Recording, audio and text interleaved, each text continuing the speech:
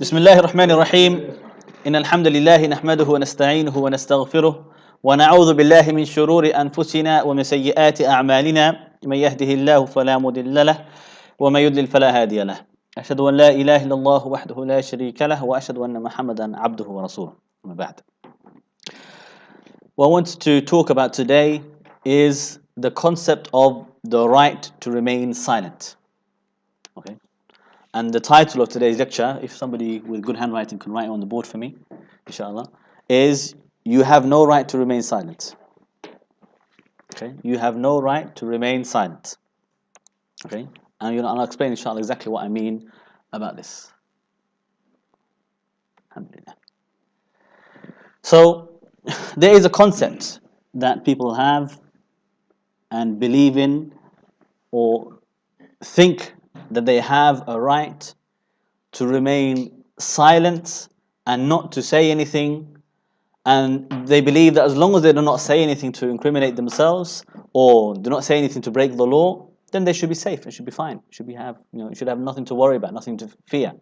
Okay, and this concept is particularly important or pertinent when we talk about the context of Muslims living in the West, living in America, living in Britain, living in France or Belgium or Denmark or Norway or in Europe in general.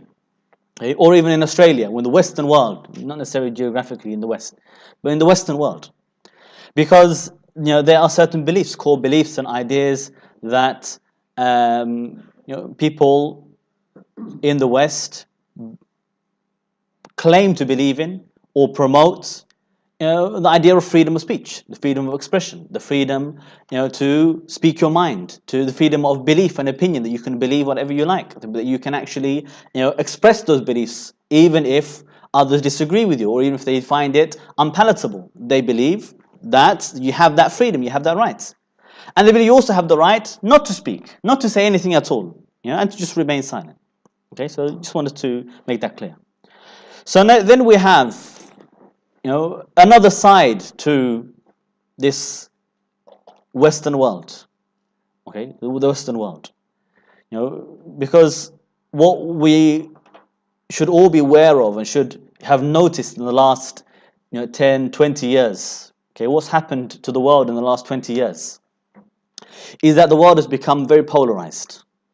Okay, the world has become very polarized. I mean, there's become two extremes. There's become very clearly defined lines between two camps.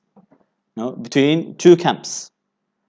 Those in the West and those who do not like the West. And I don't mean here, people living in Japan as the East. I mean here, people who are with the West on their side in their war against what they deem to be opposed to Western values, i.e. Islam, and anybody who does not take their side. Okay, and that's been coined very neatly in the speech of George Bush after 9/11, when he declared publicly to the world, telling everybody globally that you're either with us or you're with the terrorists, and by that he means you're with the Muslims. You're either with America and you stand by them and you stand by everything that they do, and you will support them and defend them and protect them and help them and collaborate with them and cooperate with them, or you are with the terrorists. You seem to be, and they're at war with the terrorists, so therefore you are their enemy. So they made the world very polarized. And of course, in turn, there are others from the opposite side of the spectrum who they declared the same thing. In response to George Bush's statement, you had Sheikh Osama bin Laden, rahimahullah, he said at that time that indeed we are not with America. They said that they are not with America. And that caused this polarization. Many people from around the world, they started to say, fine, we are not with George Bush, we will be with Sheikh Osama bin Laden. And then you started to have Tanzim al-Qaida fi Bilad al-Rafidain in Iraq. You had the organization of Al-Qaida, they declared their allegiance to Al-Qaida. They were not from Al-Qaida before. Then you had in Yemen, and you had Tanzim al-Qaida fi Bilad al-Haramain in Saudi Arabia. There started to be groups there. They declared they are with Al-Qaida. Then you started to have Tanzim al-Qaida fi al-Maghrib. The the organization of Al-Qaeda in north of Africa, in Somalia, in Morocco, in all those areas started to come out. You found it in Algeria, you found them in Somalia, and from Al-Shabaab. And suddenly, the world started to respond to George Bush's declaration, and they did not want to be with America. So America decided to divide the whole world. And what do they mean by you're either with us? With America in what? What exactly has America been doing for the last 20 years that they want you to take their side on? What do they want you to do? So let's have a look. In the last 20 years, what have they been doing? Okay, what do they mean? Okay, so let's say USA. Okay, what exactly is, America up to? What exactly are those fruits of freedom and democracy that America has established, is fighting for and killing for, and actually wanted to export to the world? Okay, well, let's have a look. Okay, so then you have the invasion of Afghanistan. Okay, so if you are opposed to the invasion of Afghanistan, therefore you are opposed to America, and you are a terrorist. This was, as far as they're concerned, that was especially at that time after 9/11, they were declaring, if you are not with them in this invasion, and they made it clear to Pakistan, they said, look, if you're not supporting us, if you're not handing over all the Arab Afghans that you find, if you're not handing over the ambassador of Taliban to America, then you are with them. We'll consider you to be with them. And so they declared, anybody does not want to come along with us, does not want to collaborate with us, therefore they are, with the terrorists.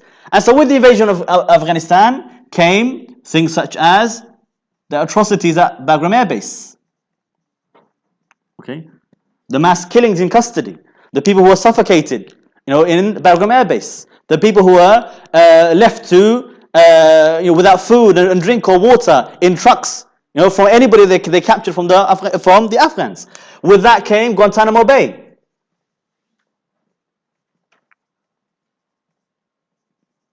Okay, with Guantanamo Bay, all their torture. It came waterboarding. And let's face it, waterboarding is the least of the torture that America employed. It's the least of the things that they used to do. Waterboarding is nothing. They used to use everything, from electrocution to, cutting off limbs. There are many things that happen in Afghanistan, and in Guantanamo Bay, beyond just a little bit of waterboarding, which is bad enough as it is. They arrested children. They arrested young children, old men over 100 years old, and they found them. Why? Because for them he has a white beard, he must be Osama bin Laden. That's the mentality they went with.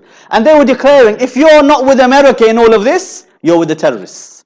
If you're not with America in what they're doing, then you're with the terrorists. But it's more than that. Okay, it's more than that.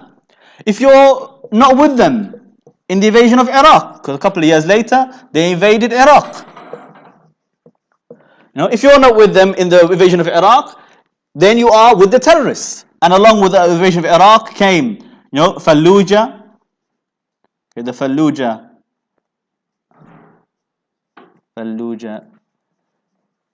massacres.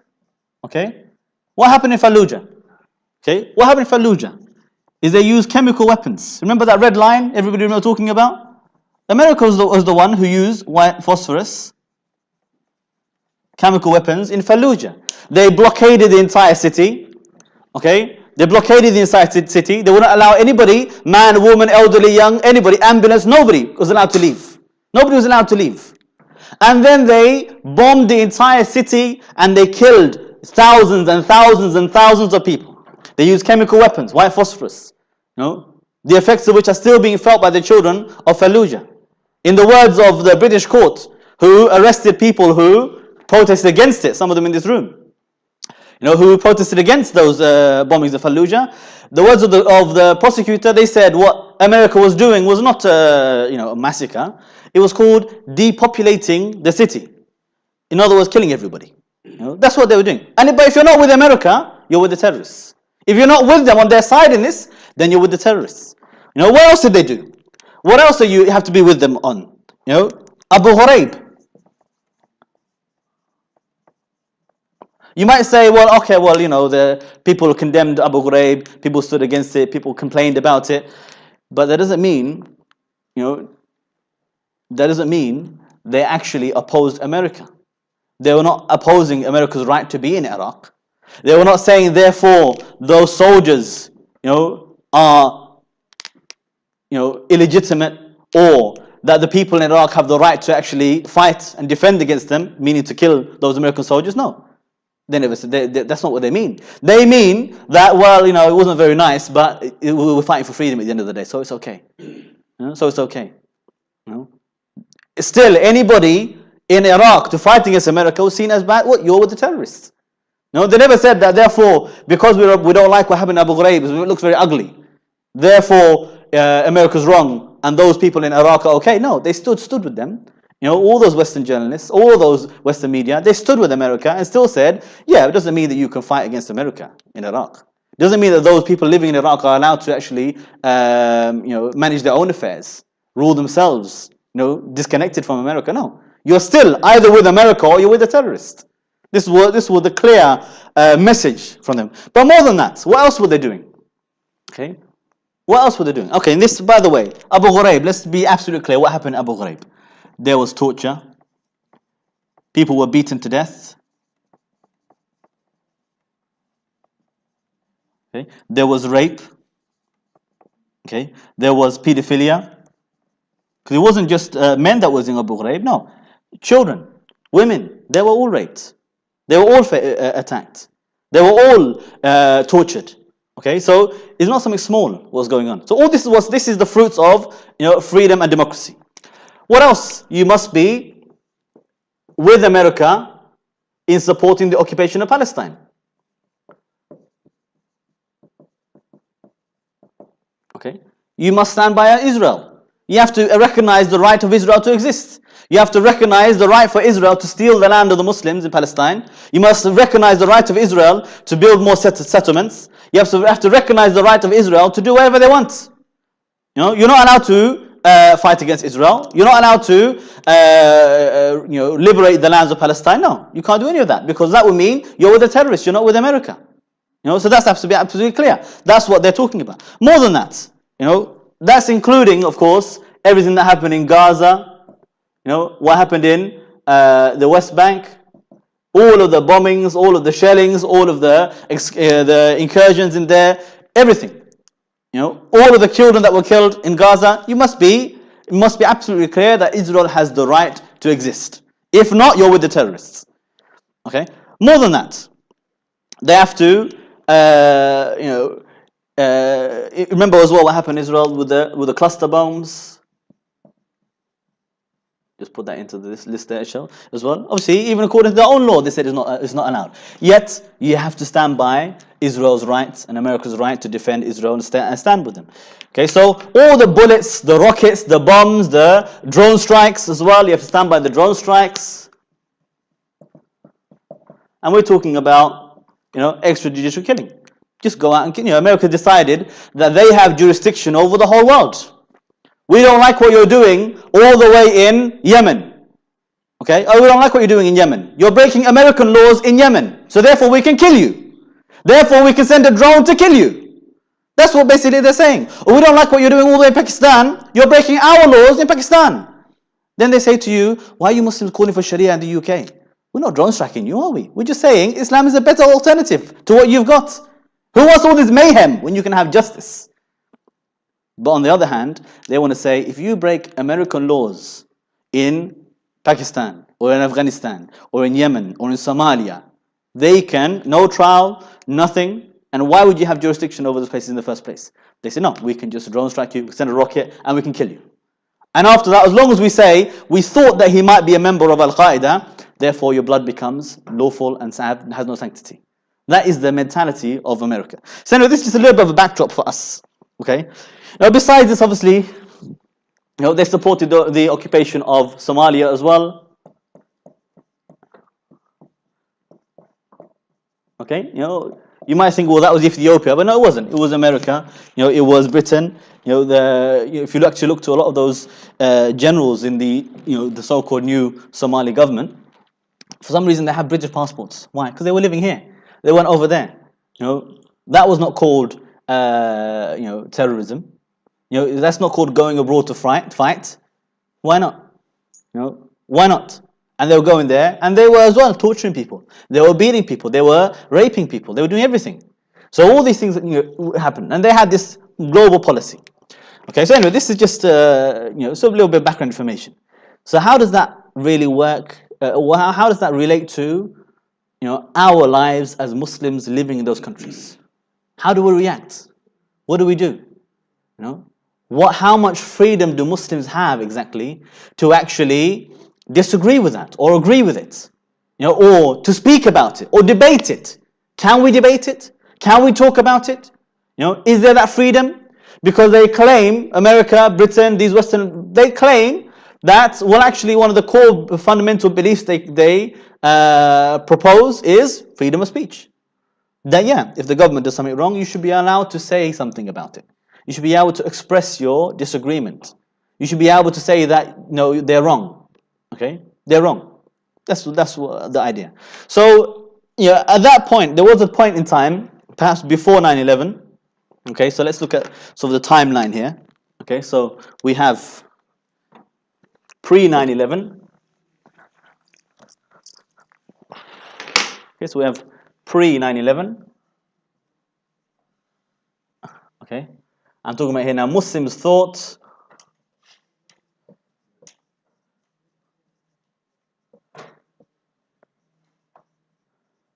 okay, so Muslims thought.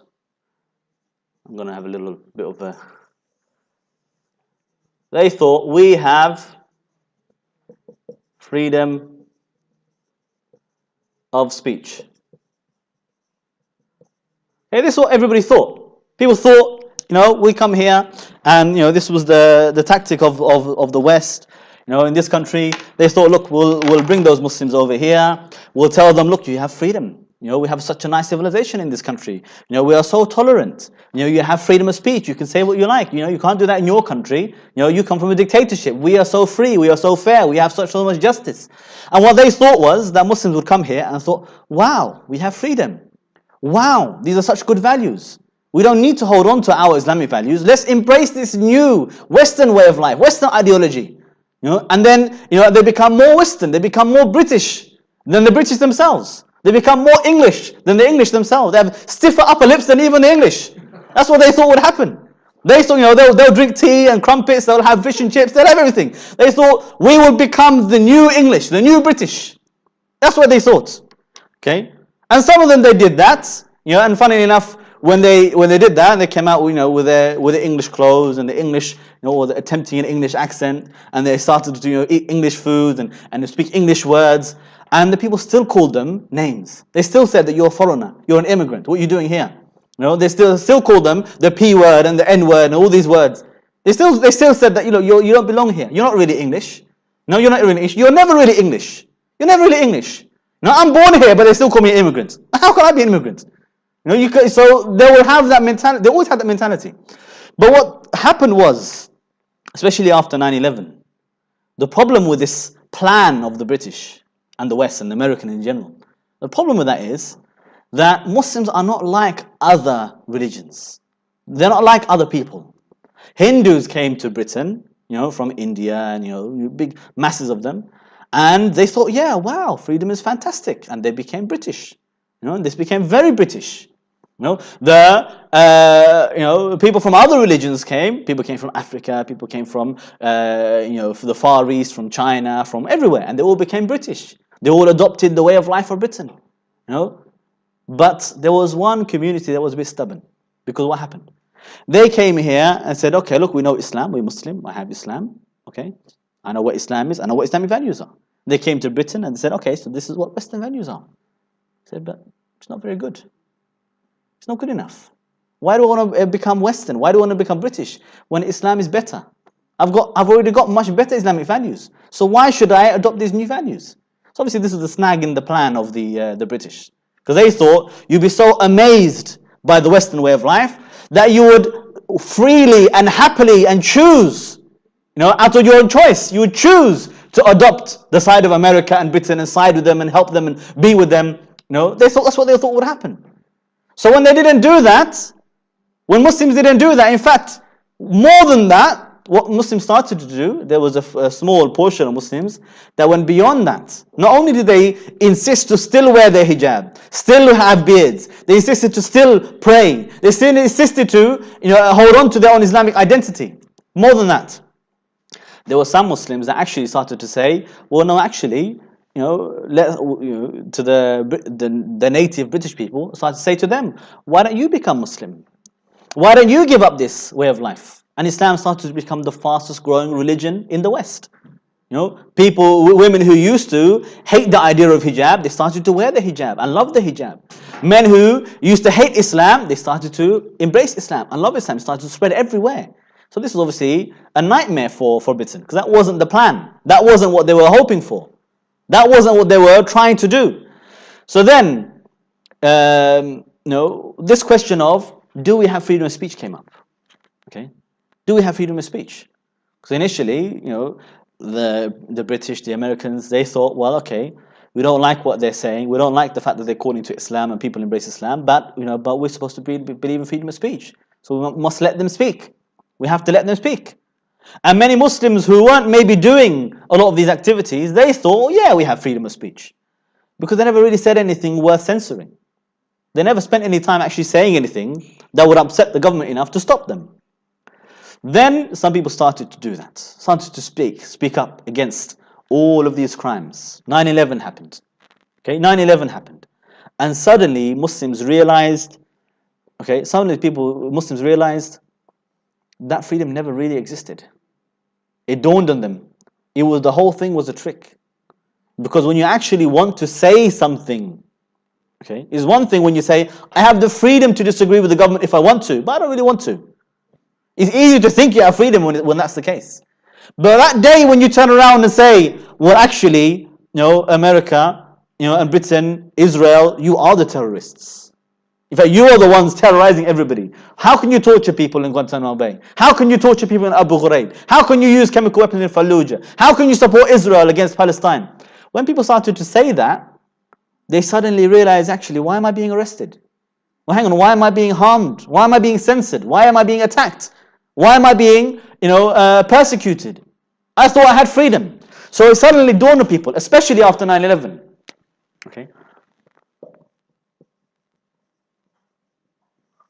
Okay? Muslims started to think,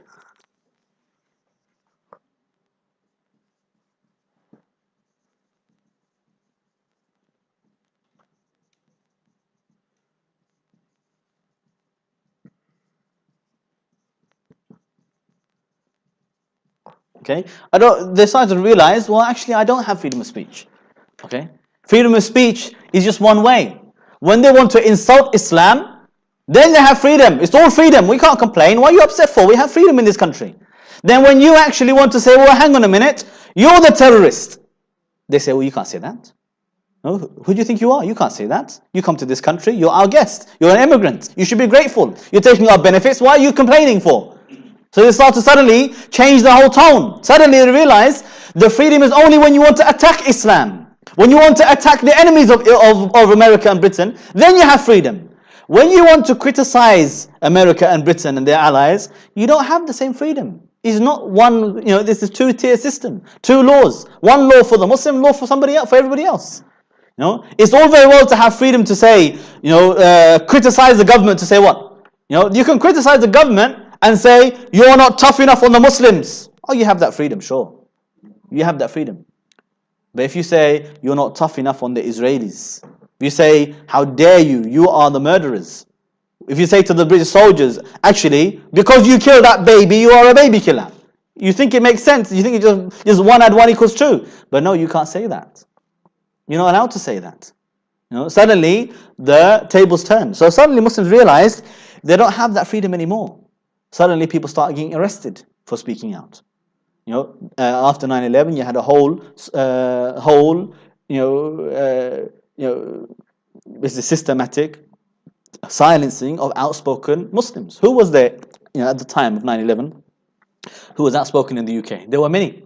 There were many public preachers calling for Islam, opposing the occupation of Muslim lands in Palestine, in Chechnya, in Afghanistan, all these places. People like Sheikh Abu Qatada. He used to be free. He used to be speaking publicly. He used to do lectures. Sheikh Abu Hamza, Sheikh Faisal, Sheikh Abu Isa even, Al-Rifa'i, rahimahullah. You had Sheikh Abu Bakr Muhammad. All these people were out publicly talking and speaking. Suddenly, the rules of the game changed. Suddenly, these people who had been talking for over a decade and giving lectures for over a decade, they changed their mind. So before 9/11, they had things like the Salman Rushdie affair. So people, they did say Yusuf Islam even, he was saying some very incredible stuff, openly calling for the death of Salman Rushdie. And they were in the streets everywhere. It was fine, no problem, you have freedom. After 9/11, everything changed. The attitude of the British government changed. The attitude towards freedom of speech changed. Okay, so suddenly now, they decided to take action. So Sheikh Abu Hamza, Sheikh Faisal, they've been doing lectures for over a decade. Hundreds of hours of lectures recorded, put on audio tape, selling it in the streets, in the bookshops. It was no problem. Suddenly they changed their mind, said no, you can't do that anymore, and they arrested him. They arrested Sheikh Faisal. Even before that, they arrested Sheikh Abu Qatada. At that time, they arrested him, without charge, no trial, and they wanted to extradite him. Okay, and they just kept him. They kept on going in and out and in and out. But he was in actually for a very long time. Around 2002, it was the first time that I remember anyway, that he went in for an extended period of time. So Sheikh Abu Qatada was now behind bars. Sheikh Faisal was put on trial. Sheikh Abu Hamza was put on trial. You had the famous raid on Finsbury Park. Then you had Sheikh Abu Isa was arrested as well. So a couple of years later, Sheikh Abu Bakr as well. Later on, he also had to leave, and he was decided, okay, we won't let them back. So suddenly the attitude changed. Now people were being physically silenced. And let's face it, what did Sheikh Abu Qatada ever do except for speak? It's a speech. That's all he was arrested for. What did Sheikh Faisal do? He gave speeches. What did Sheikh Abu Hamza do? He gave speeches. What did Sheikh Abu Bakr do? He gave speeches. There wasn't, there were never any actual so-called plots. They were never even accused of being part of any kind of plots in the UK or trying to bomb anything. Nothing like that. It was just you gave the speech. Why are you talking about this for? Why did you say this? Why did you say that? Why do you say? This was the nature of all of those arrests and many other cases beside them as well. So at this time, they realized, Muslims in the UK, in America, and other countries, and also there were other arrests as well in America. I remember Sheikh Ali Tamimi. There was there's a whole lot of Muslims over there as well. Muslims suddenly realized that freedom of speech actually is no different in the West, than the freedom of speech in Saddam Hussein, Iraq. You had the same freedom of speech in Iraq. What? If you want to say, if you have freedom in Iraq to say about Saddam, he's a great man. Ba'athism is good, is the way. You have freedom. If you want to say, no, Ba'athism is the wrong way, and we want to have Islam, you'll be arrested. And that was exactly the same thing mirrored in the UK and in the West. That's what Muslims started to realize. So then what they started to do is they relied upon, so they said,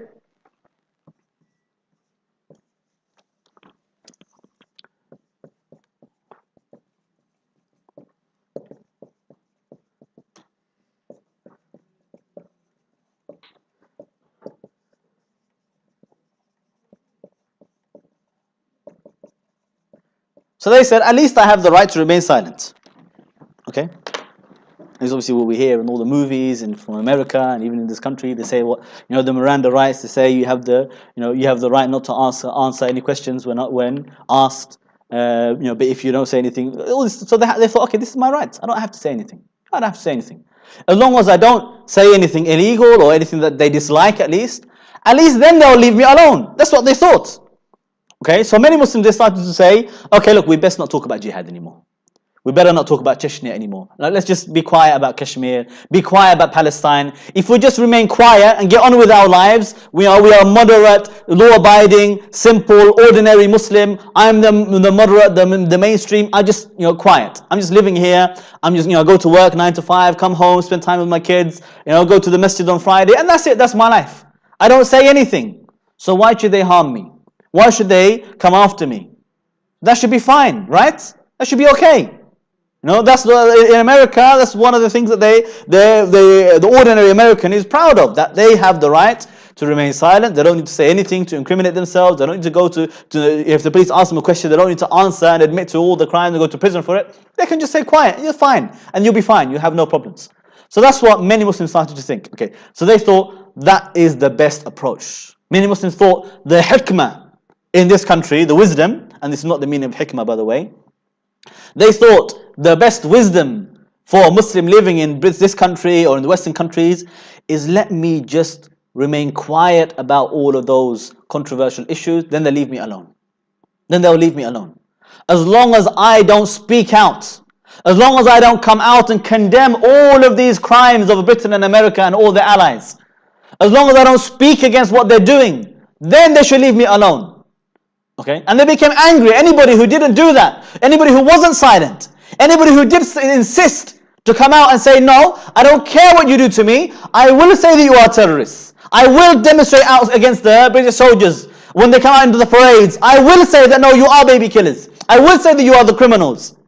Okay? Those Muslims who came out, those Muslims who thought, look, we should just be silent. They want to take that approach. They want to take that approach to think that that's better for them. They became angry with those Muslims. They started to say, look, they shouldn't do that. Why are they doing that? That's not wisdom. Is that really the case? Is it really the case? It's not wisdom to do that? Is that really what wisdom really means? But anyway, besides the point, that's what the majority of the community, they felt is the best way forward was to remain silent. Be quiet. Okay? Be quiet. Then 7/7 happened. Okay? So then we had 7/7. Suddenly,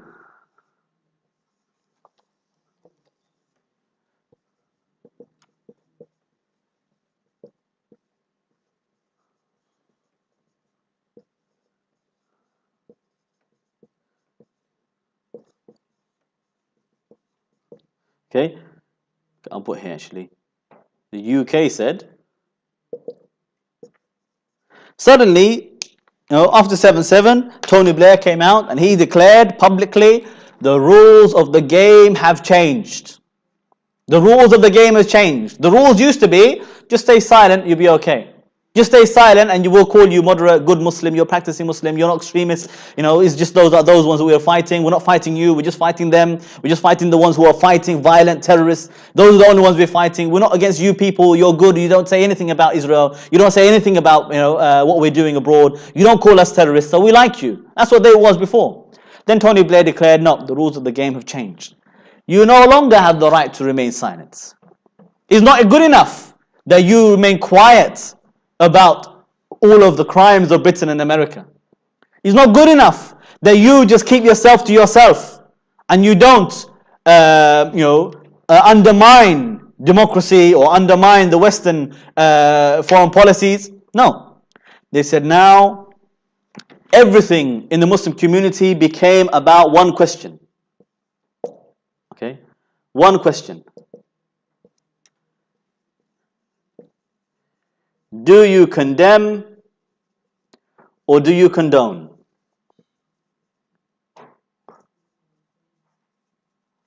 Okay? Do you condemn or do you condone?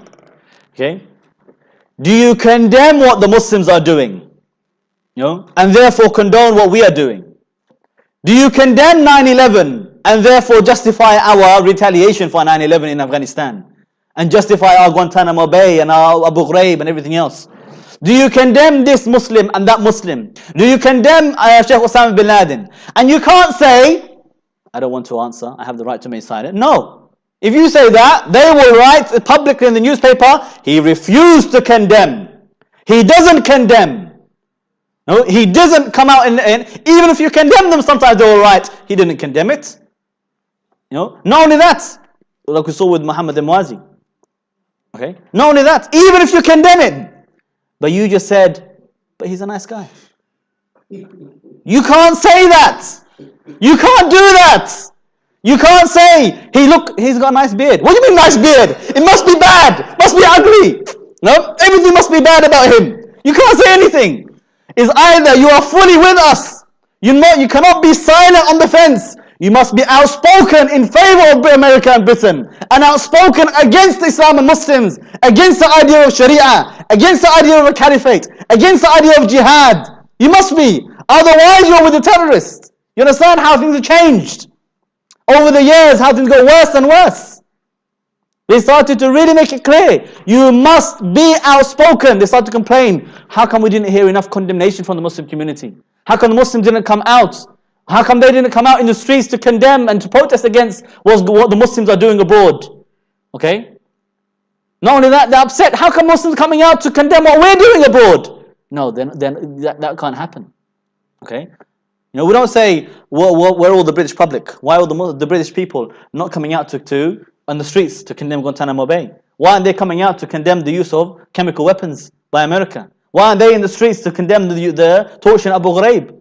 Why aren't they doing all of that? You know, nobody can say, oh well, we haven't seen enough condemnation from the British public, from the Christian community, or the atheist community, or the Jewish community, because of what's happening in, the Central African Republic, what's happening in Palestine, in Gaza, what's happening in Afghanistan, what's happening, where is the Burmese community coming out to condemn what's happening to the Rohingya in Myanmar? Nobody can say that, but they can have the audacity to say to the Muslims who are being slaughtered everywhere in the world. They have the audacity to say to them, why don't you come out?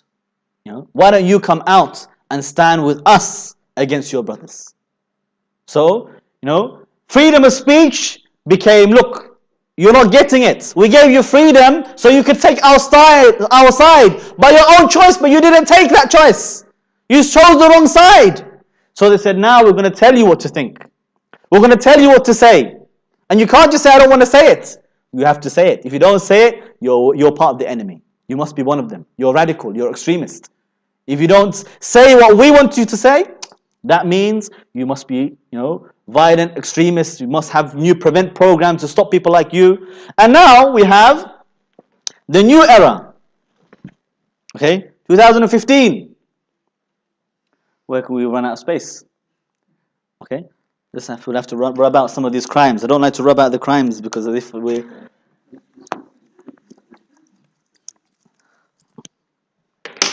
Okay, so become the new era now, 2015.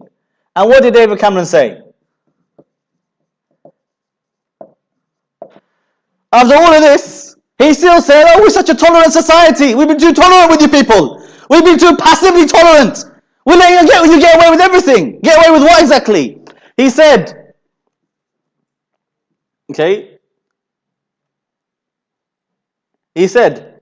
don't think, this is fairly paraphrased, I guess, a little bit paraphrased. He said, don't think just because you obey the law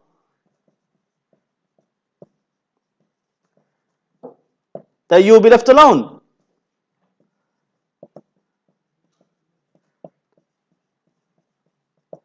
Okay? What exactly does that mean? I thought that's what laws are there for. I thought you're supposed to obey the law.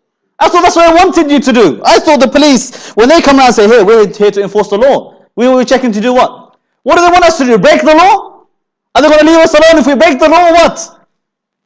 So they say it's not enough. How come? Because why? Because we can't arrest you. They're complaining. They're saying, look, how come they don't arrest Sheikh Anjum Chowdhury? Well, because he didn't break the law, that's why. Okay? And they're frustrated with us about that. For many years they've been frustrated. Every time you look back to the history, the archives, look to the Hansard of all the parliament sessions where they discuss Sheikh Omar Bakr Muhammad, Al-Muhajirun, Anjum, when they discuss them. They say the same thing. The Home Secretary, each Home Secretary, they'll have a speech saying exactly the same thing. They say, we're watching them very closely. Okay? It's almost like word for word every time. So we're watching them very closely. And if they break the law, we will arrest them. But we don't break the law! And they went into court and they testified. The police testified. He said the problem with these people is that they always stay on the right side of the law. Is that a problem? What kind of problem is that? What kind of problem is that? At least in the Sharia, if you don't obey the law, you won't be punished. But no, in this country, if you obey the law, you'll still be punished. That's what he's saying.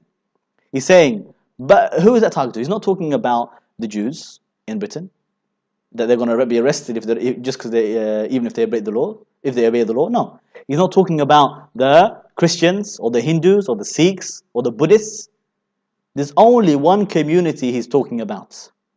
He's talking about the Muslims. And what people don't understand as well, they think that these new laws, that the new proposed laws, are targeting people like Anjum Chowdhury. It's not the case. It's not the case. It is tailor-made to fit Anjum Chowdhury, it's true. And people like me and Abdul Izzuddin. But the truth is, what they're talking about, these banning orders, these ideas to shut down premises, the ideas to silence them, to tell them they can't use social media, they can't use, give public speeches. They've been doing that to us for years. They've shut down premises many times. Many times. Anybody who knows our history knows how many premises we've had and how many of them have been shut down and closed down by the police, by the authorities. They know how many times we've been raided and arrested, our property being taken, no charges, no trial, nothing. They know how many times we've been given bail, which lasts for a whole year or longer. They just keep extending it, to one day being dropped. But the whole time we're on bail, they have conditions. You can't leave the country, you can't have a passport, you can't do this, you can't do that, you can't have da'wah stall.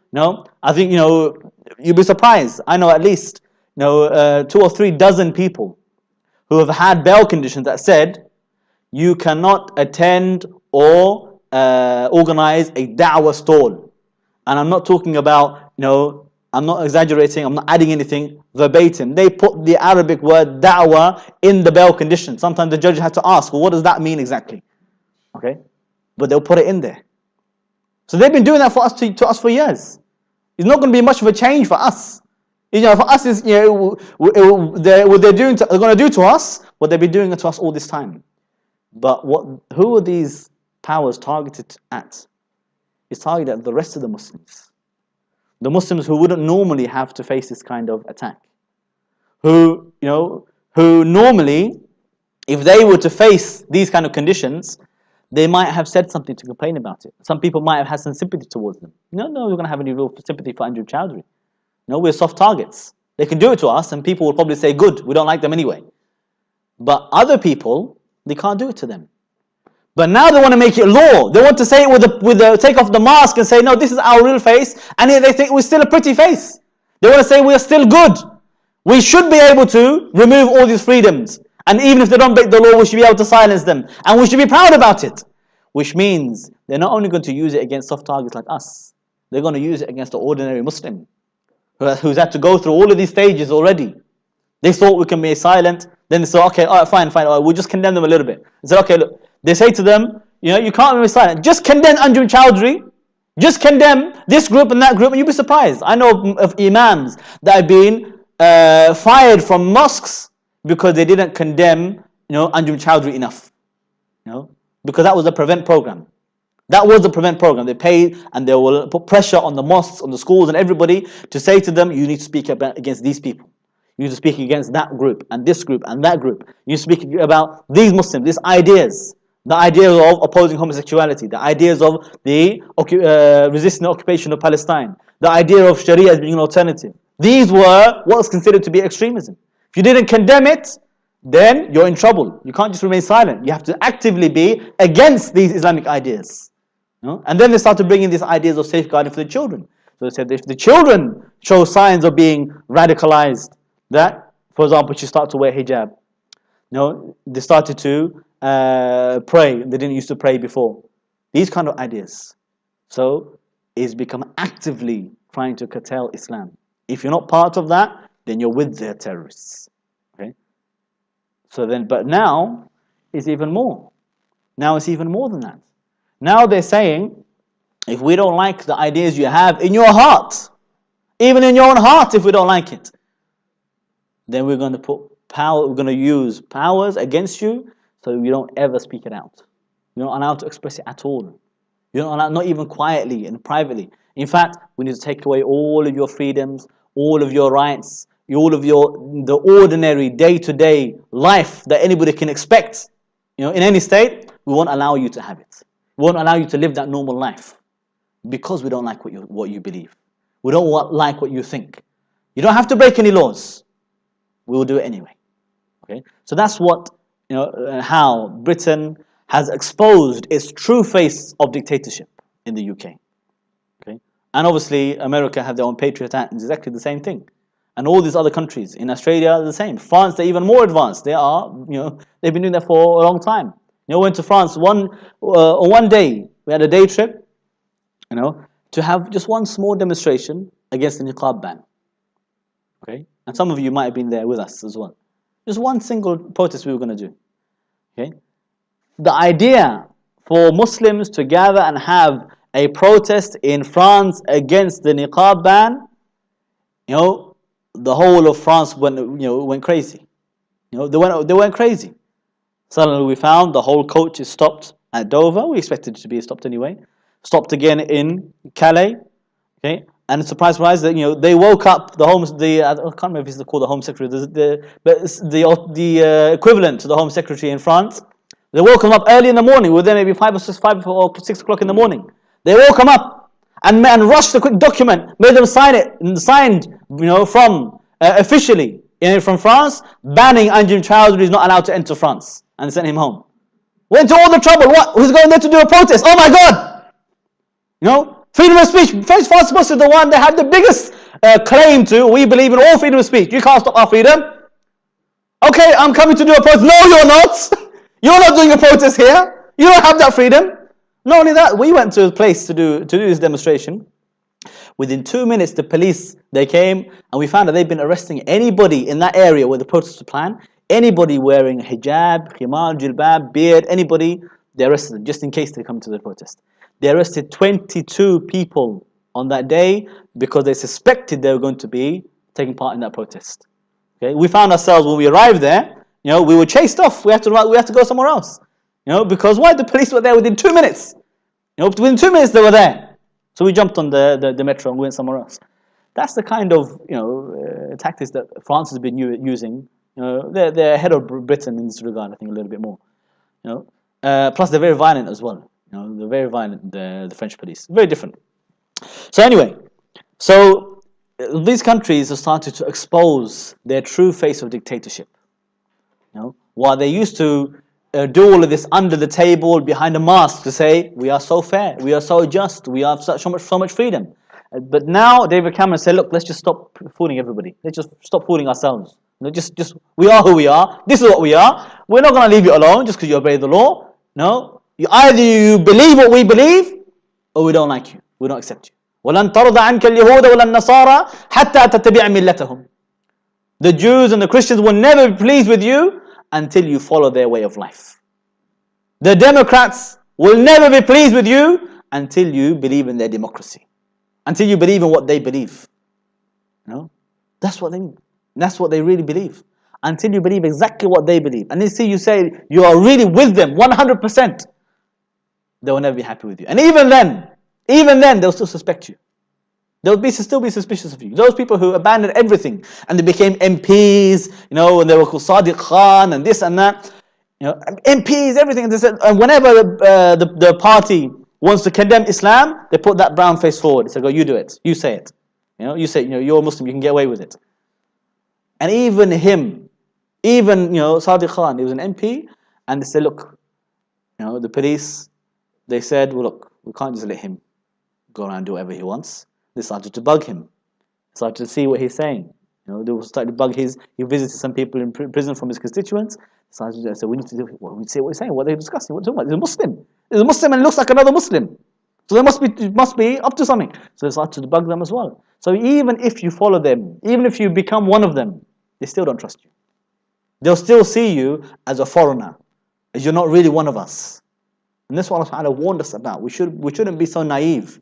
We shouldn't be so foolish that we leave what Allah informed us about them and we start to think that we know better than Allah. If somebody has secret information, they're not going to leave it. If you got a spy, they've got spies out in the community to listen and to hear what the people are saying. If the spy comes back and says, look, these people are plotting to, they're going to do something against you, they're not going to say, we'll be okay, don't worry. They're going to use that information. They will take it seriously. Allah subhanahu wa ta'ala has given us information about the ghaib, about the future. He's given us information about what is in the hearts of the disbelievers. That we cannot see that by ourselves. We can't see it by ourselves. Allah told us that they will never be pleased or happy with us. No matter what you do, you could kiss their feet, but they won't be happy with you. They will never be happy with you until you become one of them, you follow their way of life. And even then, they will still disrespect you. So if Allah told you that, Allah gave you that secret information, Allah subhanahu wa ta'ala gave you that secret news, because He is Al-Khabir, He has all the hidden news. You know? Who needs mukhabarat and secret service, secret police and spies? You know, don't need any of that. We have Allah subhanahu wa ta'ala. He's already informed us. So why are you going to leave that advice and you say, no, this guy, his name's David. Yeah, he's alright. David's alright. He likes Islam. He said he read the Quran. Maybe he's a potential Muslim. No. We already know what the outcome will be. We already know what our relationship is going to be. So this is what happened next. So now we're in the stage now of David Cameron, and this is what we call, this is called the stage now of secular fundamentalism.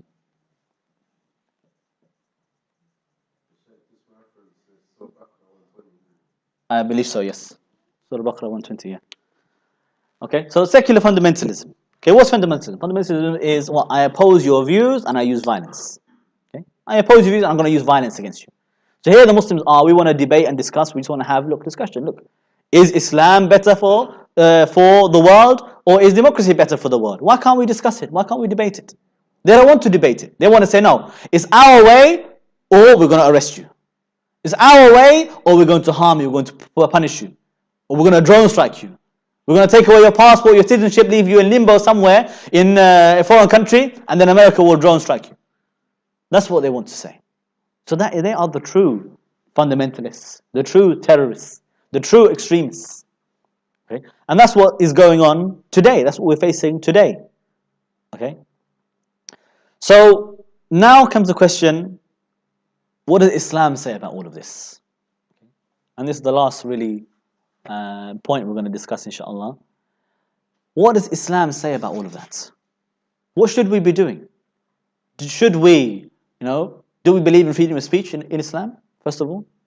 Do we believe, that, well, actually, we should, we have the right to remain silent, so we should remain silent, and, and that way we'll be safe? Do we say, okay, well, look, darura akhi, majburi hai, we are being forced, we're under duress, so therefore, what can we do? We have to condemn Islam, condemn Sharia, condemn Khilafah, just to protect ourselves, to get a bit of benefit from ourselves. If we do that, they will let us have a mosque. If we do that, they will let us have, this center, they won't close us down. If we, become a bit more proactively British and Western and democratic, then maybe they will then leave us alone. Okay? Maybe. So what should we do? Is that what we do? Is it for us to compromise? Allah subhanahu wa ta'ala, He warned us about this tactic as well. In Surah Qalam, Allah subhanahu wa ta'ala says, وَدُّوا لَوْ تُدْهِنُوا فَيُدْهِنُونَ.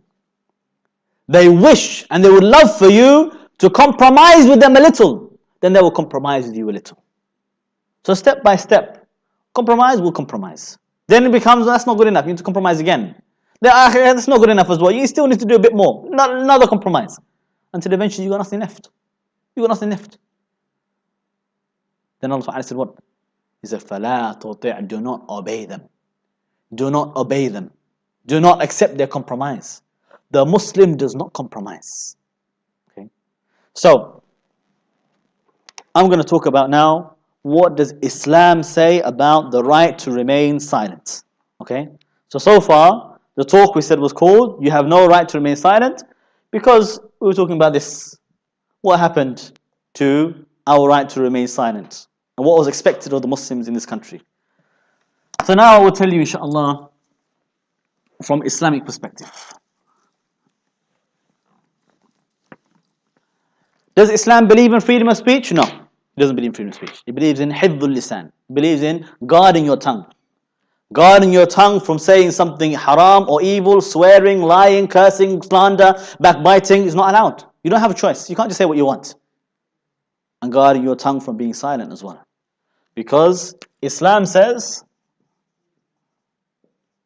from a different angle now, you have no right to remain silent.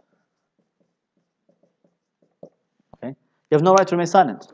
Who said you have the right to remain silent? Who said that? In Islam, you have a duty to speak out against crimes and evil. You have a duty to speak against the oppression. You have a duty to forbid evil and to command good. You have a duty to call to Islam.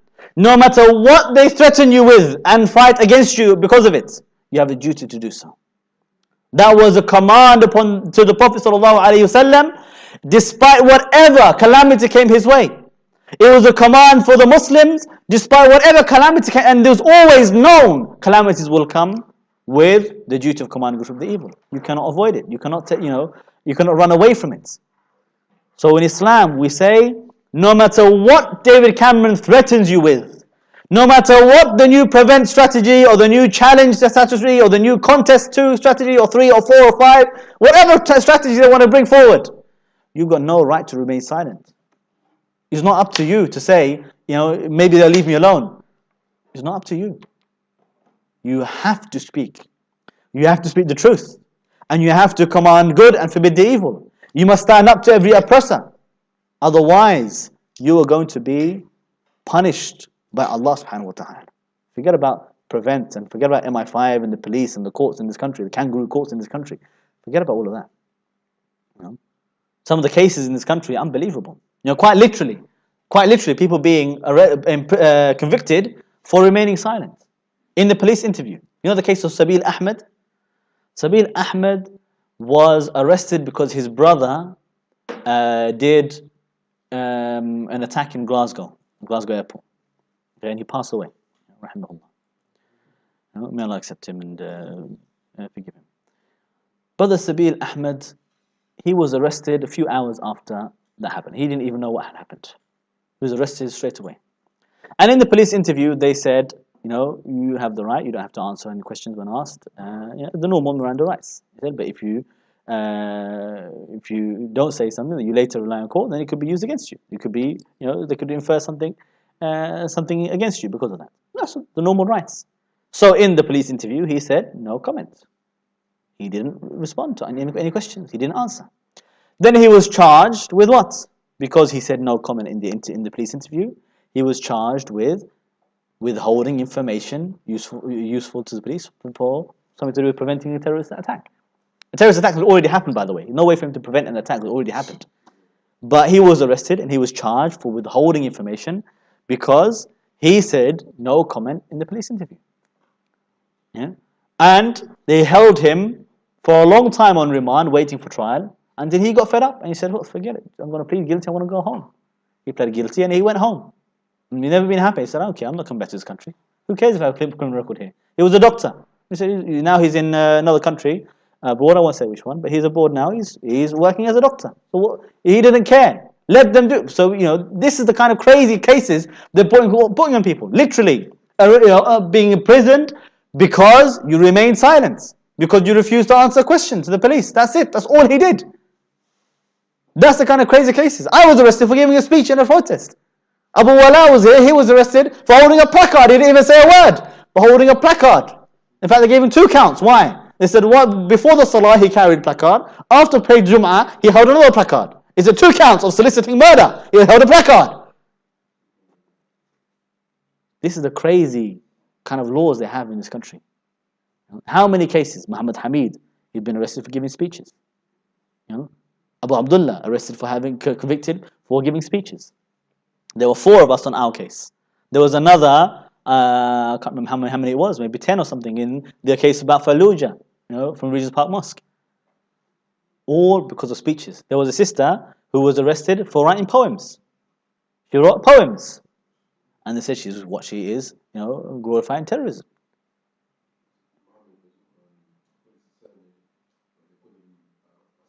Yeah, that's Muhammad Hamid, the one I was talking about before, yeah. Yeah, him as well. And he's a beautiful brother, this brother. I remember him, dearly, this brother. May Allah free him. So, So what was I saying? So I was saying, as a Muslim, we can never take this stance that they're talking about. Do you condemn or condone?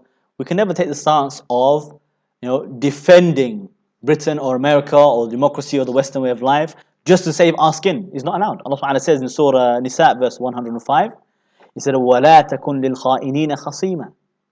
He said, don't be for those treacherous people somebody to plead or to argue on their behalf. You can't do that. So when they ask you, do you condemn or condone? Are you with us or are you against us? You cannot say, even pretending to be, you cannot say, okay, yeah, we're with you. We love this country. You can't do that. You can't say, oh yeah, we love democracy. We want democracy. You can't do that. You stand with Islam. You don't compromise. You don't pretend to be something you're not. Okay, you must speak the truth.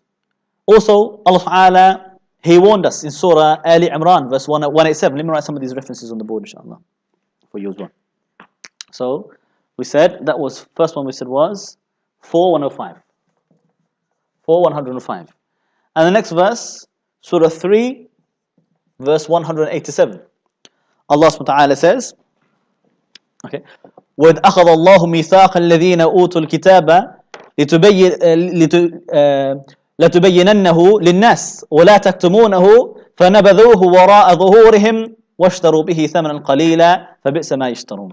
He said, and Allah took the pledge, the covenant from the people of the book, from the Jews and the Christians before, to explain the book of Allah to the people, to present it and talk about it to the people.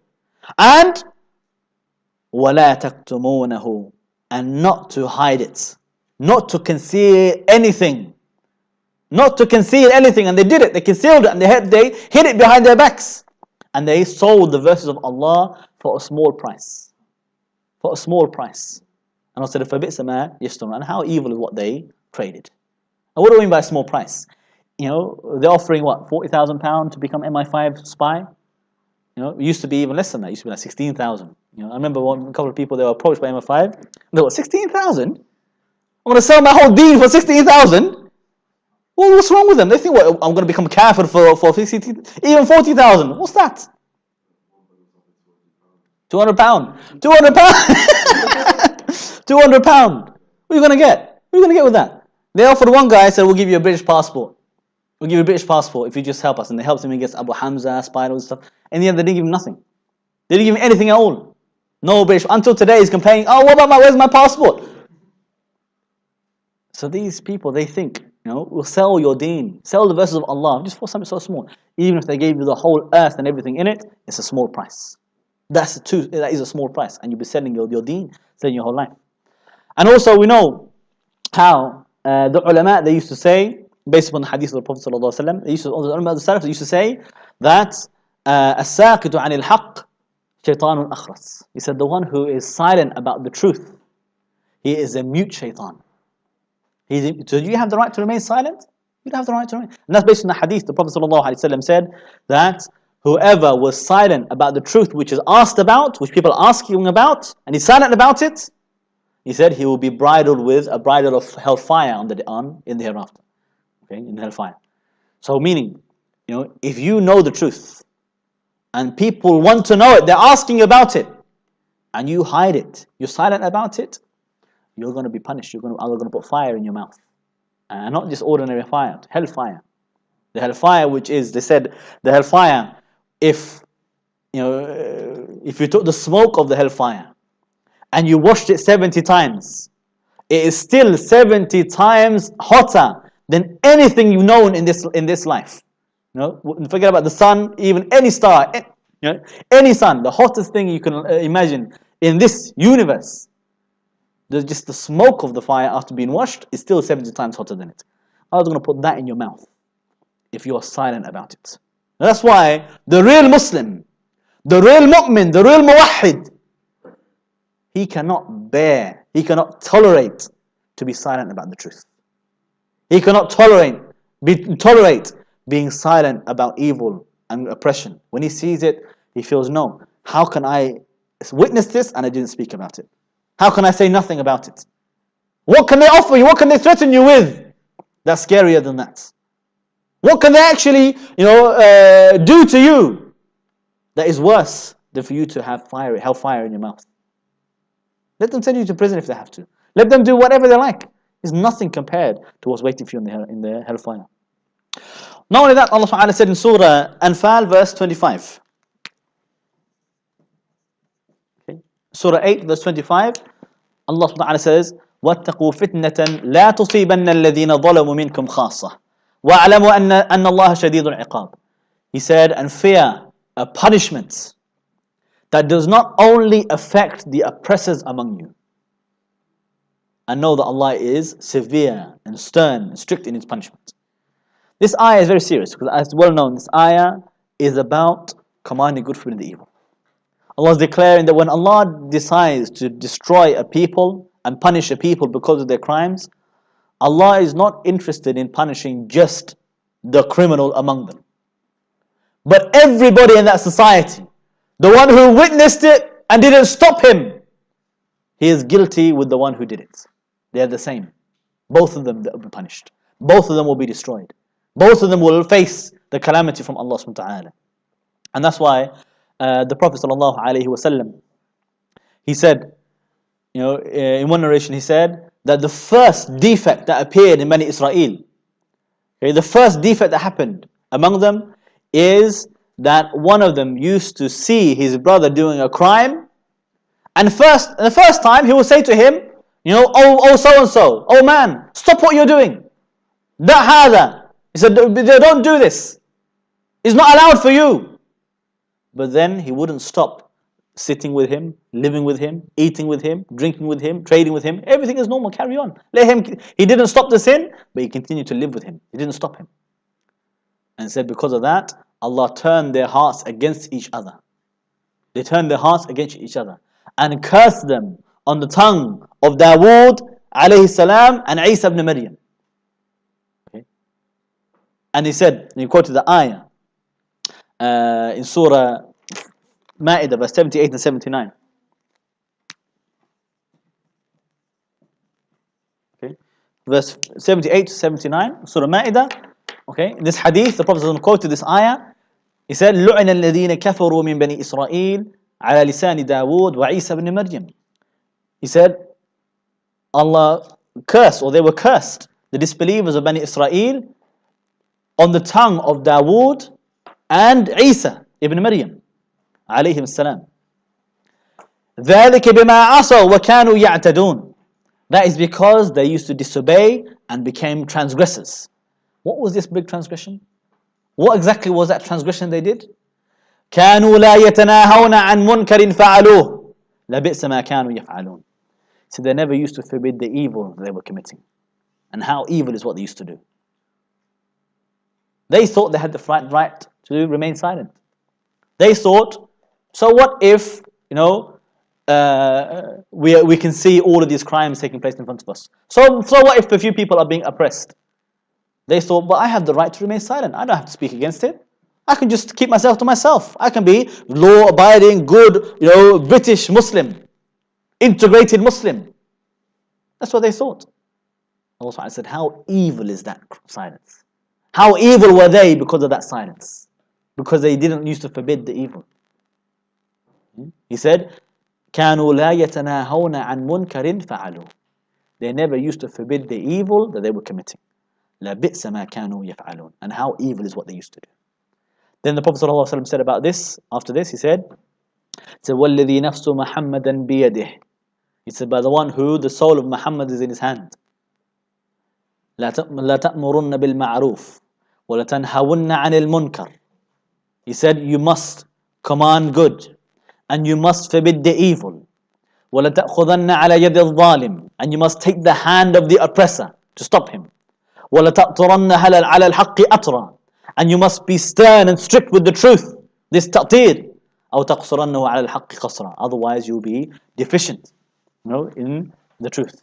And in another narration, this hadith is in Sunan al-Tirmidhi and Tafsir ibn Kathir. In another narration of the same hadith, he said, لَا تَأْمُرُنَّ بِالْمَعْرُوفِ وَلَا تَنْهَوُنَّ عَنِ الْمُنْكَرِ. So you must command good and you must forbid the evil.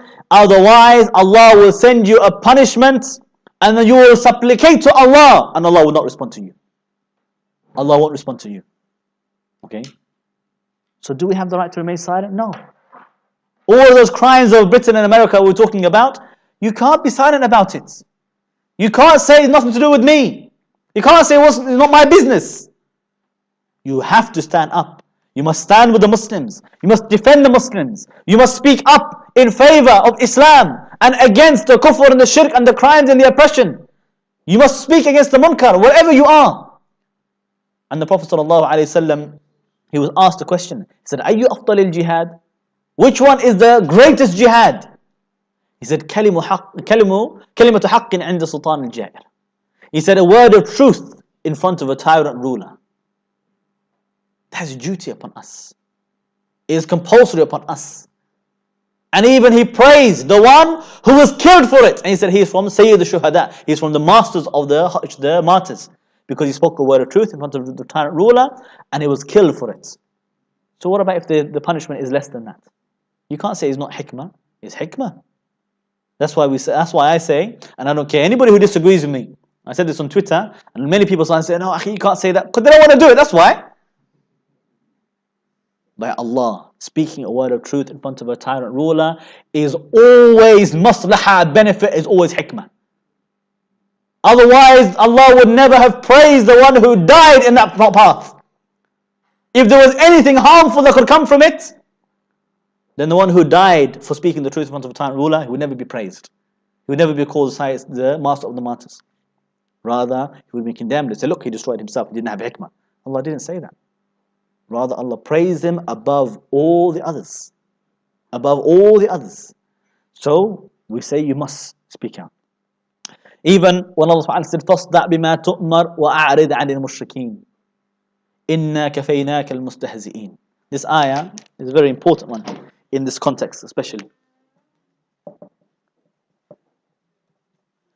Surah Hijr verse 94 to 95. This ayah was revealed in Mecca. When in Tafsir Ibn Kathir, he said that this was revealed at a time when the Prophet ﷺ was facing the greatest attack, the greatest insults and swearing against him, and labeling him and slandering him and calling him names: magician, fortune teller, liar, all these names they call him. They started to say to the people, he's brainwashing. He said, sihr al-bayan, he said the magic words that separate father from son and husband from wife. They say, you say, ihdar ghulam Quraysh. He said, beware of this boy of Quraysh. He said, don't go near him. Prevent strategy. They went around telling everybody, don't listen to him.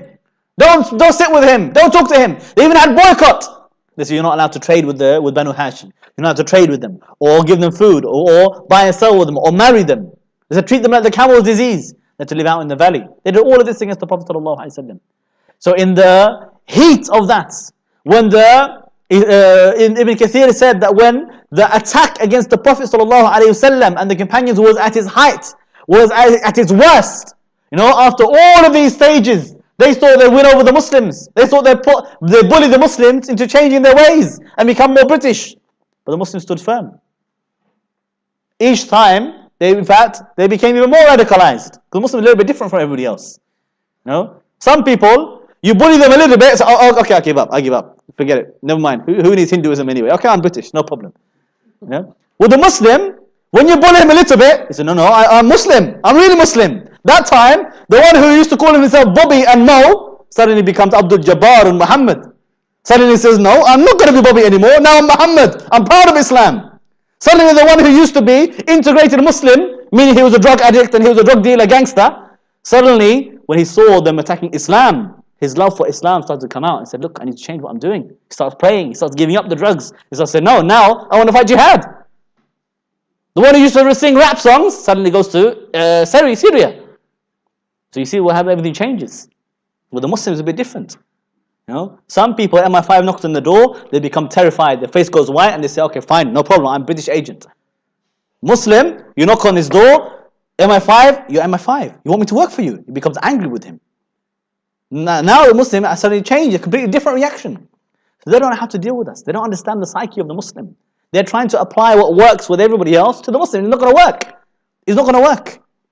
So, with Muhammad ﷺ, in the heat of that attack against him, all of that pressure, all of that propaganda, all of that boycott and attack and insult and slander, what did Allah subhanahu wa ta'ala say to the Prophet sallallahu alaihi wasallam to do? You're being given the choice now to say, you know, David Cameron, the David Cameron of Quraysh, Abu Lahab and Abu Jahl, they said, it's not enough that you abide by the laws. We're going to torture you anyway. We're going to kill you anyway. We're going to harm you anyway. And that's what happened, in fact, because if part of their own biggest problem they had was their own values in the among Quraysh. You know, British, they've got this conflict between freedom of speech. Should we give them freedom or shouldn't we? You know, we believe in freedom, but we can't give it to them. They're not supposed to have it. So they've got this conflict. They don't know how to deal with it themselves. In the Quraysh, they had a similar conflict. They said, look, we want to kill this man. How can we let him carry on? But we believe in tribalism. But if we do it, look, his tribes are going to attack us. So they had their own conflict. But still they said, forget the tribal system, we need to find a way to kill this man. Still they tried to. So exactly the same thing that they're facing. So how did Allah subhanahu wa ta'ala order us to deal with this attack? What did He order the Prophet ﷺ with when he was facing this attack from Quraysh, the way we're facing it from the conservative government or any other government? Labour was no better really. Allah revealed, فَاصْدَعْ بِمَا تُؤْمَرْ وَأَعْرِضْ عَنِ الْمُشْرِكِينَ. He said, you've got no right to remain silent. He said, so what if they're going to attack you and insult you? فَاصْدَعْ بِمَا تُؤْمَرْ. Declare publicly, openly, whatever Allah revealed to you. That's what Allah's solution was. That's what Allah, somebody will say, akhi, but that's not practical, akhi. Practical is practical. You don't know what you're talking about. Allah knows better than you. The wisdom is with Allah. If there's anything, wisdom is what? To say the right thing at the right time in the right way. So Allah told us what the right thing to say was, is whatever Allah revealed is the right thing to say. When to say it in the heart and the heat of their own impact and the heat of the attack from the kuffar, that's when you should say it. That's the wisdom. And the way you should say it, how should you say it? فَاصْدَعْ بِمَا تُؤْمَرْ. Openly, publicly, declare it proudly, loudly. So that's called the hikmah. And whatever you think your own rational hikmah is, you're wrong. Because Allah is always right. And Allah taught us what to do. When you look to the sabab al-nuzul, the circumstances of revelation, you see exactly the time it was revealed for. Just like what we are facing now. So He said, فَاصْدَعْ بِمَا تُؤْمَرْ. Declare openly whatever Allah revealed. وَأَعْرِضْ عَنِ الْمُشْرِكِينَ. He said, don't bother about what the mushrikeen are going to say to you. Doesn't matter what the kuffar are going to do. Turn away from them. Forget about them. إِنَّا كَفَيْنَاكَ الْمُسْتَهْزِئِينَ. Allah is enough to deal with them.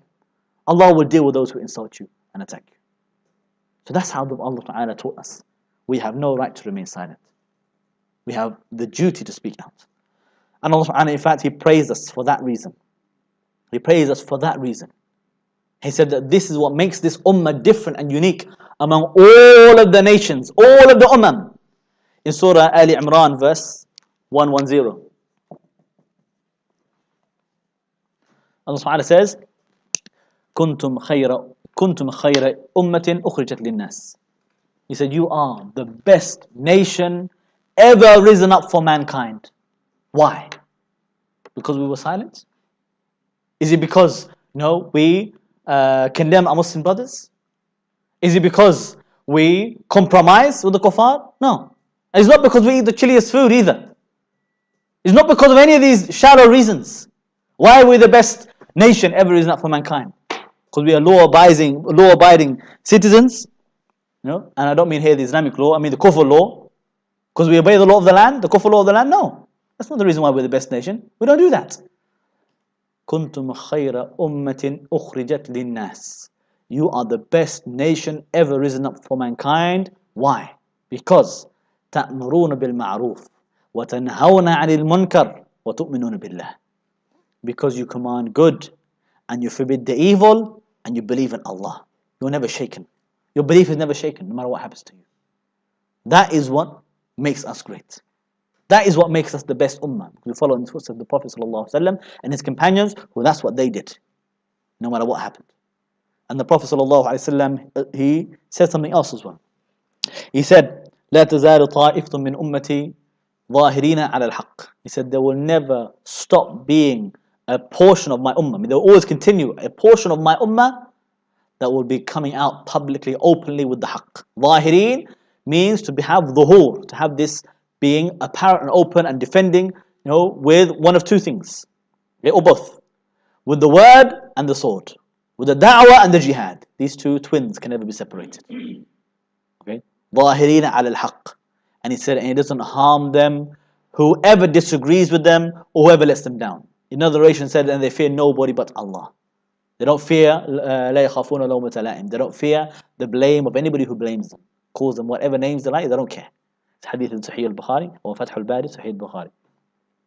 Sharh Sahih al-Bukhari. So Allah Ta'ala wants us.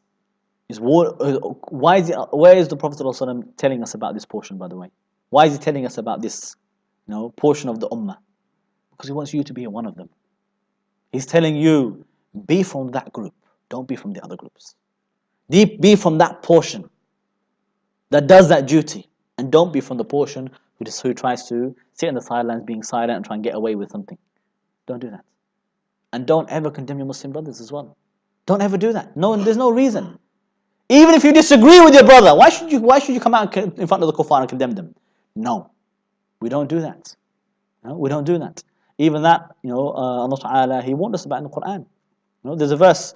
See, when the Quraysh, they asked the Prophet ﷺ just to, not even to make bara'ah from Muslims, not to disassociate himself from Muslim, but they said, look, we will listen to what you have to say.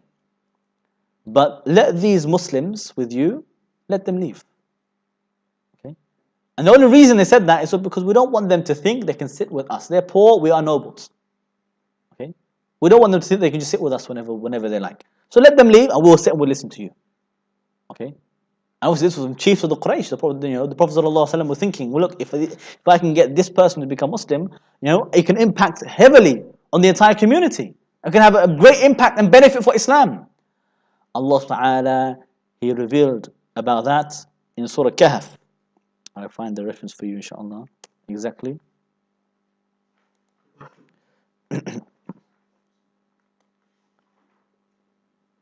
Allah Ta'ala said in Surah Kahf, Surah 18, verse.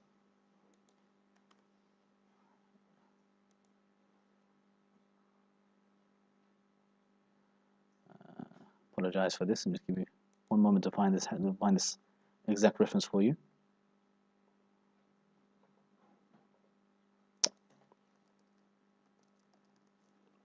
I can find a quick search.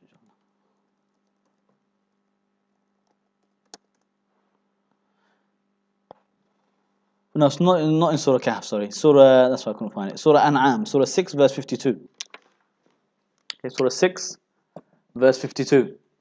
Okay, this is to answer the question about do you condemn or do you condone?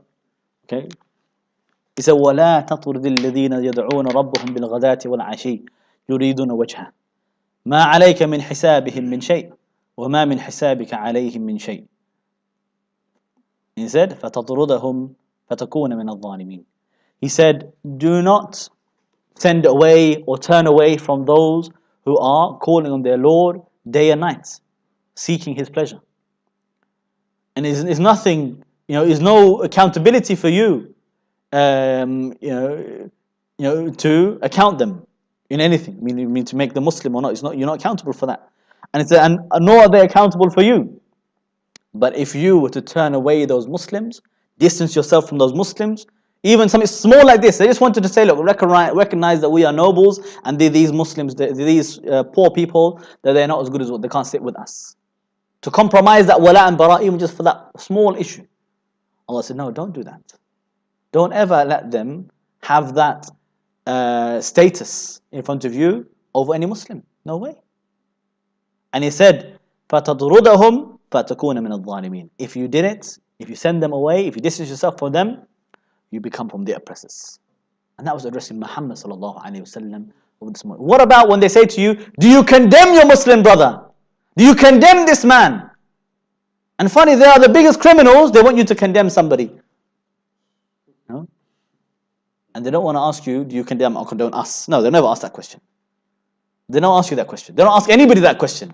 They don't go around asking anybody, do you condemn or condone Guantanamo Bay? Do you condemn or condone Abu Ghraib? Do you condemn and condone America's torture and waterboarding? They don't ask anybody that question. Muslim or non-Muslim. Because that has to be taken as a given. So it doesn't matter. Okay? Maybe it's not right. Maybe it's not the best thing, but we're still the heroes. That's what they want to say. And you have to believe it. And if you say anything other than that, if you suggest that you are the real criminals and other people have the right to defend themselves against you, then that means you're a terrorist. Okay? So do you condemn and condone? Allah said, don't ever condemn Muslims. Don't distance yourself from any Muslims. انصر أخاك ظالما أو مظلوما.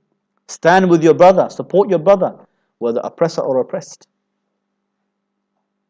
Okay? You support the oppressor how? By preventing him from his oppression. But not by standing with his enemy and say, yeah, that's the oppressor. You stand with your brother and say, we'll stand together against those oppressors, those kuffar. Well, brother, don't be an oppressor. Don't do this oppression. Okay, that's how you do that job. So this is the hukum. The Muslim has no right to remain silent about evil or oppression, no matter what the circumstances and no matter where they are in the earth. وآخر دعوانا الحمد لله رب العالمين. الله أكبر.